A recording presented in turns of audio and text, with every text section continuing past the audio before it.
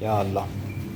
یه مطلبی هست در مورد جن و پری، میخواستم ببینم این از بچگی تعریف میکنن خواستن واقعی نه، ولی همون بچگی دیدم نه واقعی.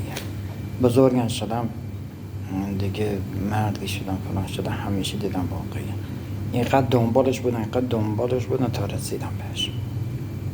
واقعی رسیدم بهش. میخوام اینجا قول بدم یه روزی ببینم میتونم به تصویر بکشم یا نه. تو دنیایی که خدا خلق کرد، در قرآن، کتاب آسمانی ما، در قرآن کریم، حتی در مورد جن و پری گفته شده که خداوند پیامبرانی رو برای هدایت اونها هم خلق کردن، یعنی برای اینکه به راه درستی برن از جنس و نوع خودش رو پیامبرانی برای اونها خلق کردن. و اونا چند نوع هستن، مسلمان و غیر مسلمان و دیگه اون بقول معروف تابع دینای دیگه هستن، واقعا وجود دارن. فقط انسان اگر میخواد ضرری از جانب اونا متوجه نباشه، فقط یا الله، بسم الله، بیشتر از زمانی که دختر بچه هستن باید بهشون یاد بدن. حالا تو هر دینی هستن باید اسم خدا بهشون یاد بدن تا از طرف اونا صدمه ای نبینه.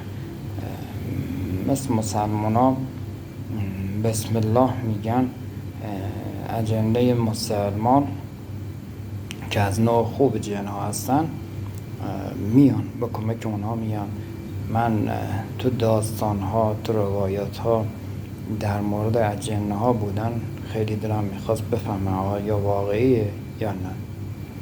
ولی خب ما یه منطقه هست کلا اونجا هست، یه جاییم که اونا زندگی میکنن، من رفتم و اونجا یکی هست.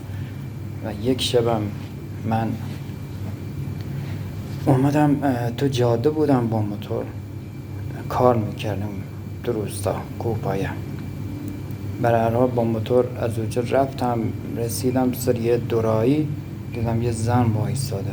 خدای ساعت 2:30 شب، چطور زن اونجا چیکار میکنه؟ وایسادم.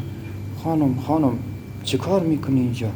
گفت حقیقتش من خواستم برم اون روستا پایین، 2 زن من اگه شهر تا اینجا بردن، اینجا پیاده کردم. ترسیدن، گفتن نه ما تا اینجا نمیم، من پیاده کردم.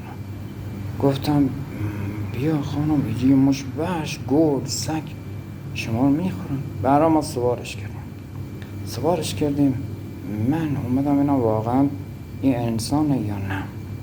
من داشتم در مورد مسجد گذرگاه صحبت میکردم، یه دفعه دیدم اونم داره صحبت میکنه. اینطور اتفاقی افتاده بود. فرض کنید این سمت چپ من راه اون به این طرف بود، اون گذرگاه سمت راست بود این طرف. ما از این طرف و اون طرف داشتیم میرفتیم، گذرگاه اینجا بود. بعد ما این شکلی داشتیم حرکت میکردیم. همینطور که ما با اون طرف حرکت میکردیم، یه دفعه من با این خانم با موتور از جلوی گذرگاه رد شدیم. اون موقع حواسم نبود، برای هر نگاه کردیم، گفت نه همین گذرگاه چه اتفاقی افتاد. گفتی باشه. ما رفتیم خانم رسوندیم. به هر حال گفتن خانم کجا؟ گفت این روستا. توی کجا؟ ما رفتیم تو کوچه این نیست. به هر حال رفتیم دیدی یه کوچه. گفت دیدی بله بین درخت‌ها تاریکه، یه کوچه هست. ما پیاده شد. گفت خدا خیرت بده، دست در نکنه. گفتن خیلی ممنون. رفتم پایین‌تر، رفتم که دور زدم برگشتم، دیدم خدایا نیست. نور انداختم، نور موتور انداختم تو کوچه، دیدم خدایا دری هم نیست. این کوچه رفت. برای ای ور نور انداخته، او ور نور انداخته. خانم دیدم نیست. ولی واقعی وقتی هم پیاده شد، شروع که داخل کردن از من. گفت خیلی ممنون، لطف کردی، خدا نگهدارت باشه، فلان باشه. گفتم باشه. من یعنی شما حساب کنید دور بزنید چند ثانیه میشه. من دور زدم کسی رو ندیدم و خیلی وقتا دیدم، یعنی حتی من میرم میبینم، ولی خب اینا رو فقط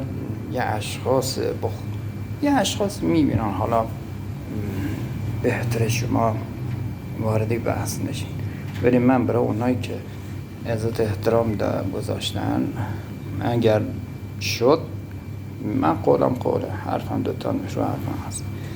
اگر تونستم تصویری با مدرک خدمتتون